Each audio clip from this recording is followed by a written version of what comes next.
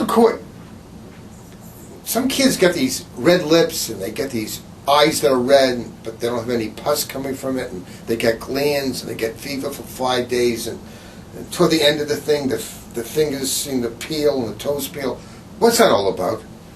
There is an illness called Kawasaki Disease. It was first described in Japan. This is a disease that, at least as far as we know, has no cause. In other words, we haven't figured out what causes it.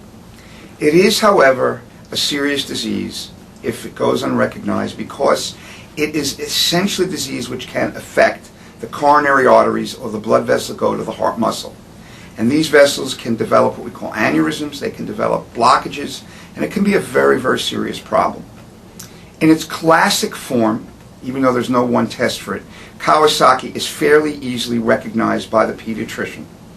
And through the work of people at Boston Children's Hospital, there is a medication, gamma globulin, which if given early can prevent the coronary aneurysms. So the reason it's important to make that diagnosis is because we have a way of not necessarily stopping the illness, but of preventing the cardiac complications of the disease. One of the problems that we're running into now is because of the concern of diagnosing this disease, there's something called incomplete or atypical Kawasaki disease, where you don't have all of the criterion that you described. You may have one or two.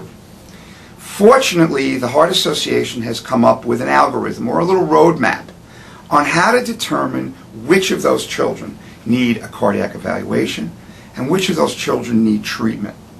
This is a very, very useful tool, because what happens is, like any other therapy, gamma globulin is not necessarily benign. There are allergic reactions and problems that develop, so you don't want to overuse it. So by following this little roadmap, you can decide which children have a strong suspicion of Kawasaki and treat, and those that you don't. Thank you, Dr. La Corte.